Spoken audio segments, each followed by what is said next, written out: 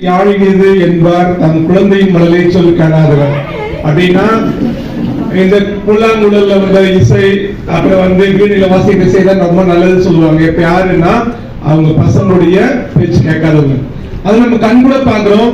ஒவ்வொரு குழந்தைகளுடைய அவர் பேச்சும் சரி, செயலும் சரி மாறுபட்டு ரொம்ப என்ஜாய் பண்றோம். அதாவது இசையை விட நம்ம குழந்தைகளுடைய பேச்சும் சரி, மொழியும் சரி ஒரு சிறப்பான ஒரு திருவள்ளுவர் சொல்றது நம்ம கண்கூட பாக்குறோம். இந்த குழந்தைகள் திருவிழா ஒரு சிறப்பான நாள்.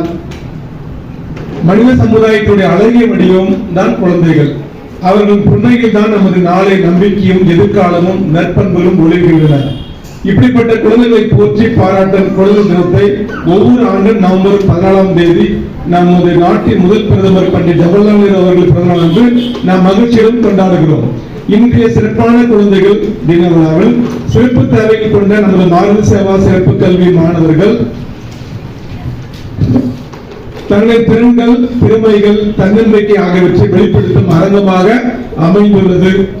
மிகவும் பெருமையுடன் தெரிவித்துக் கொள்கிறோம். எல்லா குழந்தைகளும் கல்விக்கு உரியவர்கள், திறமைக்கு உரியவர்கள், மதிப்பிற்கு உரியவர்கள், சாதனைக்கு தகுதியானது என்பதை இன்று நிகழ்ச்சி தெரிவித்து நிற்கிறது. நமது மாணவர்கள் தங்கள் திறமைகளை வெளிப்படுத்த போது ஒரு சாதாரண நிகழ்ச்சி அல்ல. அவர்களின் கனவுகளுக்கு சிறகுகள் கிடைக்கும் மாபெரும் தருணம். அந்த சிறகுகளுக்கு வலிமை கொடுப்பவர்களாக நமது சிறப்பு ஆசிரியர் திகழ்கிறார்கள் என்றால் அது மிகையாகாது. அன்புள்ள மாணவர்களே, இது உங்கள் நாள். நீங்கள் எல்லோரும் இந்த உலகத்தின் மொழி.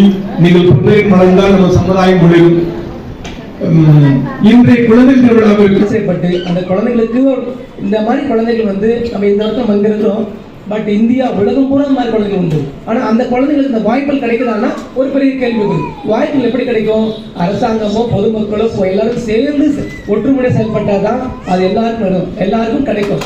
ஸோ குழந்தைகளுடைய திறமைகளை வளர்த்து குழந்தைகளுடைய எதிர்காலம் சிறப்பாக அமைந்து நாடும் சமுதாயம் சிறப்பாக இருக்க இன்றைய குழந்தைகள் நம்ம எல்லாரும் செயல்படுவோம்.